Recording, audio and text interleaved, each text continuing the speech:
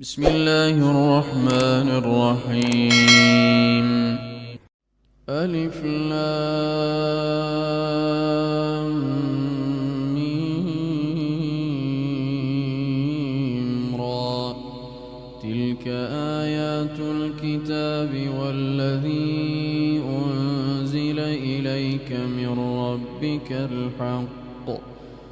ولكن أكثر الناس لا يؤمنون.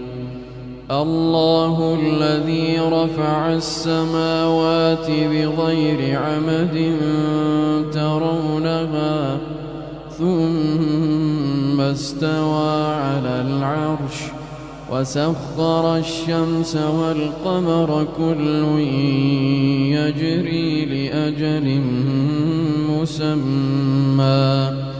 يدبر الأمر يفصل الآيات لعلكم بلقاء ربكم توقنون. وهو الذي مد الأرض وجعل فيها رواسي وأنهارا ومن كل الثمرات جعل فيها زوجين اثنين يغشي الليل النهار إن في ذلك لآيات لقوم يتفكرون. وفي الأرض قطع متجاورات وجنات من أعناب وزرع ونخيل صنوان وغير صنوان يسقى بماء واحد ونفضل بعضها على بعض في الأكل إن في ذلك لآيات لقوم يعقلون. وإن تعجب فعجب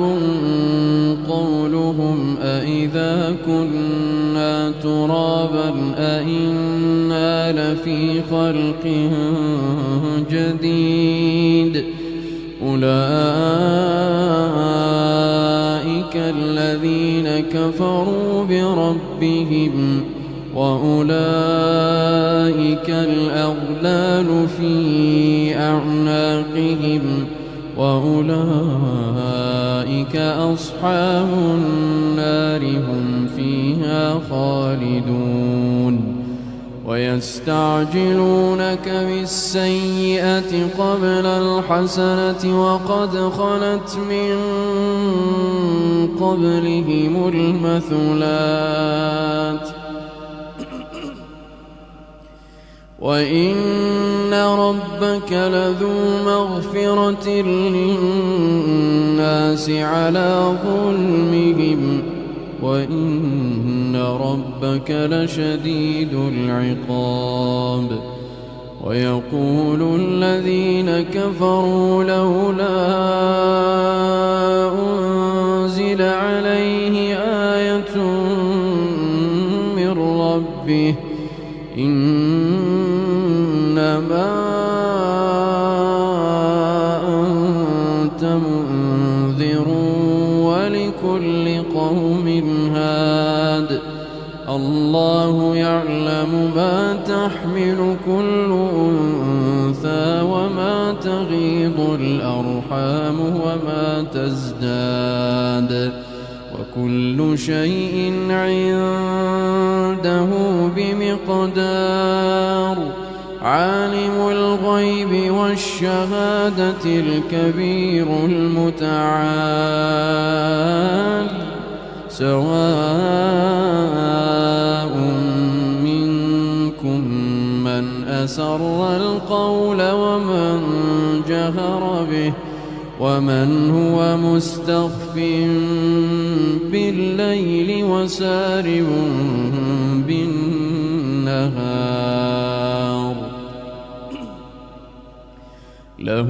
معقبات من بين يديه ومن خلفه يحفظونه من أمر الله إن الله لا يغير ما بقوم حتى يغيروا ما بأنفسهم وإذا أراد الله بقوم سوءا فلا مرد له وما لهم من دونه من وال هو الذي يريكم البرق خوفا وطمعا وينشئ السحاب الثقال ويسبح الرعد بحمده والملائكة من خيفته ويرسل الصواعق فيصيب بها من يشاء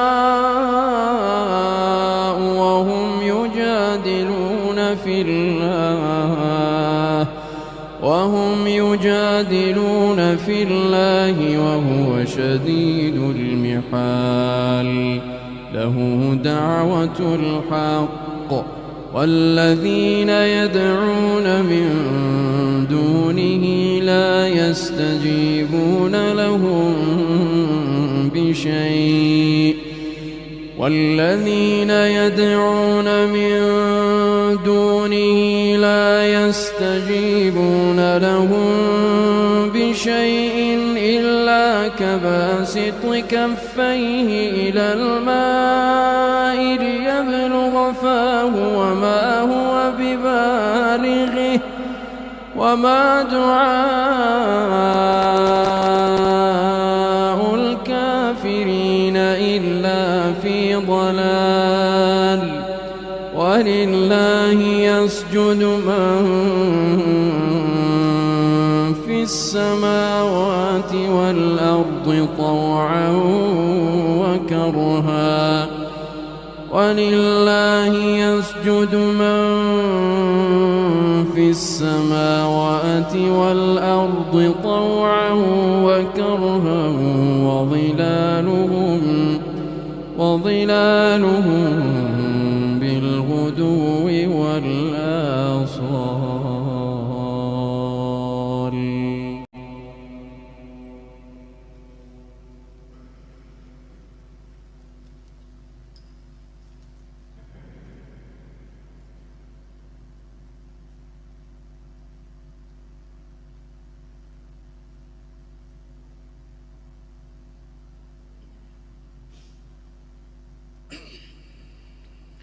قل من رب السماوات والأرض قل الله قل أفاتخذتم من دونه أولياء لا يملكون لأنفسهم نفعا ولا ضرا قل هل يستوي الأعمى والبصير أم هل تستوي الظلمات والنور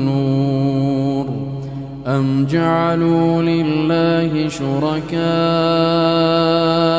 خلقوا كخلقه فتشابه الخلق عليهم قل الله خالق كل شيء وهو الواحد القهار أنزل من السماء ماء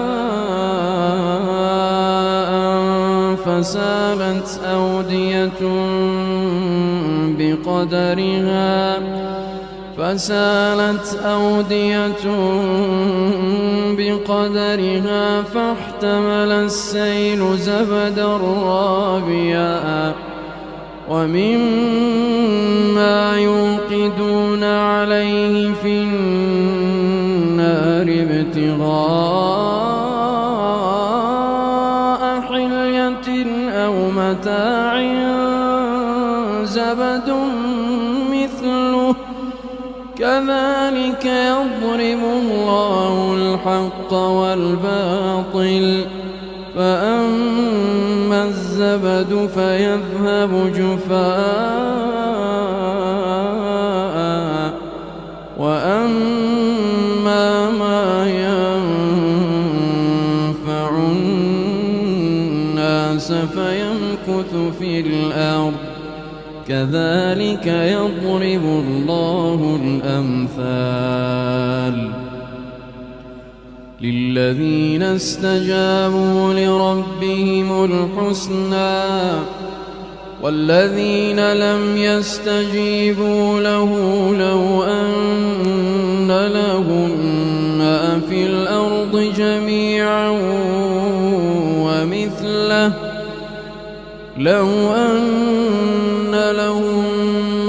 في الأرض جميعا ومثله معه لافتدوا به أولئك لهم سوء الحساب ومأواهم جهنم وبئس المهاد أفمن يعلم أنما إليك من ربك الحق كمن هو أعمى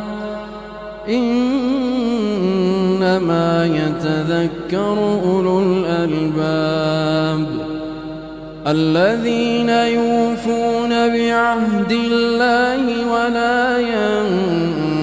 ينقضون الميثاق والذين يصلون ما أمر الله به أن يوصل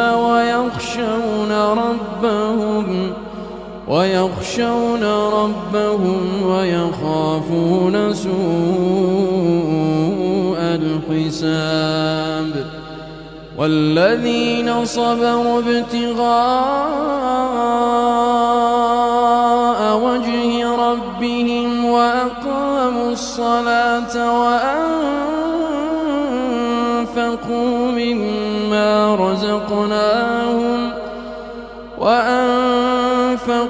مما رزقناهم سرا وعلانية ويدرؤون بالحسنة السيئة أولئك لهم عقبى الدار جنات عدن يدخلونها ومن صلح من آبائهم وأزواجهم وذرياتهم والملائكة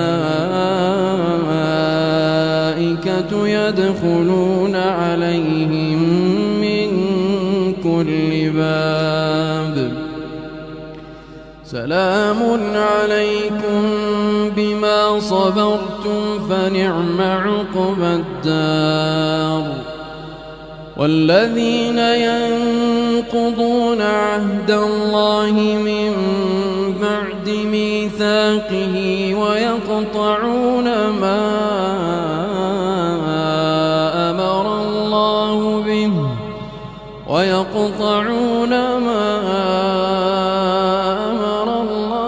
به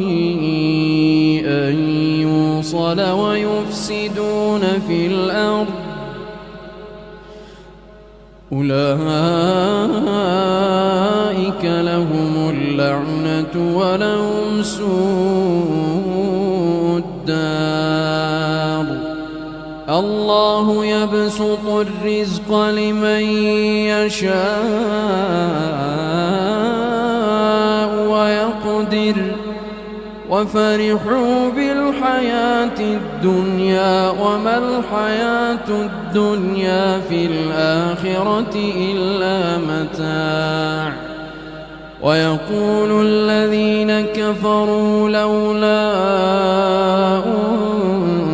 أنزل عليه آية من ربه قل إن الله يضل من يشاء ويهدي إليه من أناب الذين آمنوا وتطمئن قلوبهم بذكر الله ألا بذكر الله تطمئن القلوب الذين آمنوا وعملوا الصالحات طوبى لهم وحسن مآب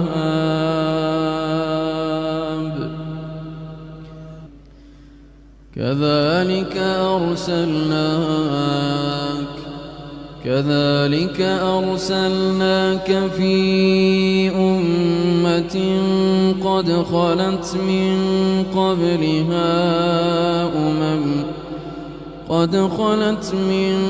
قبلها أمم لتتلو عليهم الذي أوحينا إليك وهم يكفرون بالرحمن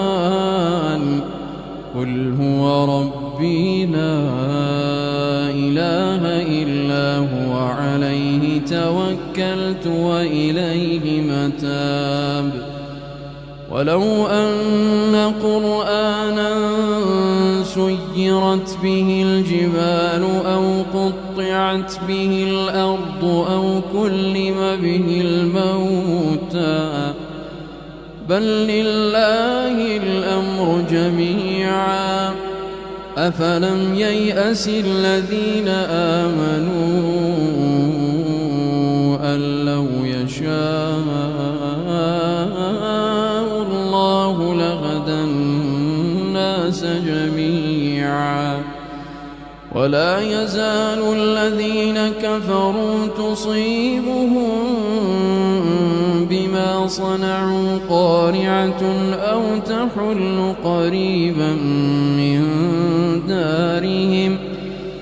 تحل قريبا من دارهم حتى يأتي وعد الله إن الله لا يخلف الميعاد ولقد استهزئ برسل من قبلك فأمليت للذين كفروا ثم أخذتهم فكيف كان عقاب أفمن هو قائم على كل نفس بما كسبت وجعلوا لله شركاء قل سموهم أم تنبئونه بما لا يعلم في الأرض أم بظاهر من القول بل زين للذين كفروا مكرهم وصدوا عن السبيل ومن يضلل الله فما له من هاد لهم عذاب في الحياة الدنيا ولعذاب الآخرة أشق وما لهم من الله من واق مثل الجنة التي وعد المتقون تجري من تحتها الأنهار أكلها دائم وظلها تلك عقبى الذين اتقوا وعقبى الكافرين النار والذين آتيناهم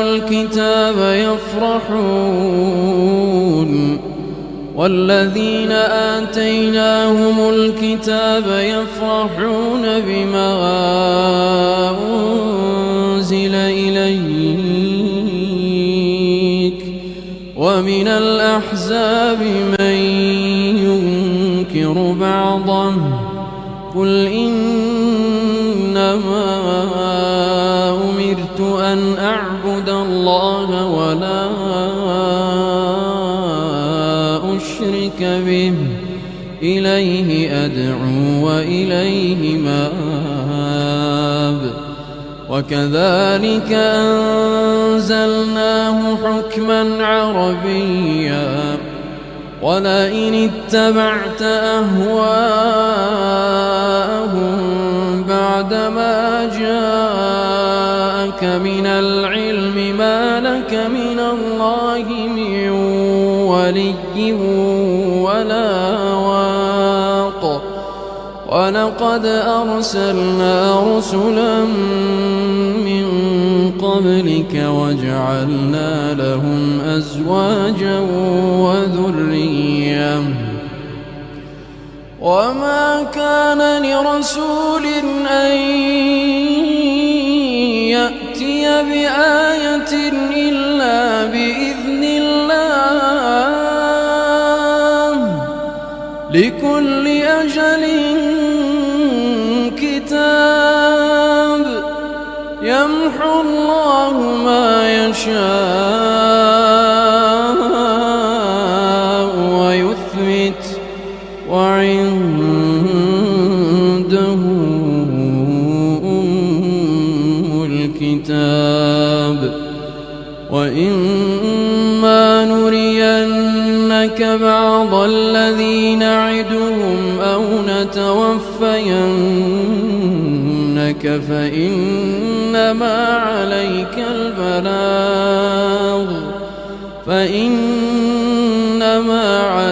البلاغ وعلينا الحساب أولم يروا أنا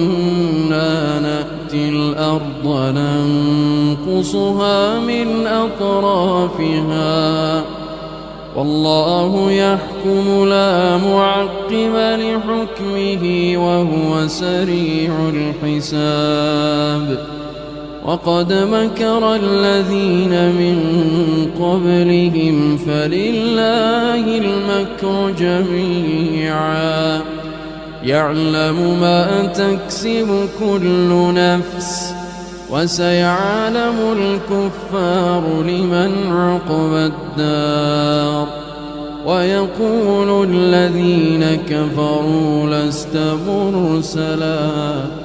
قل كفى بالله شهيدا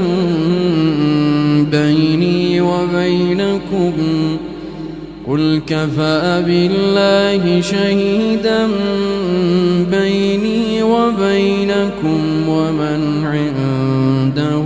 علم الكتاب.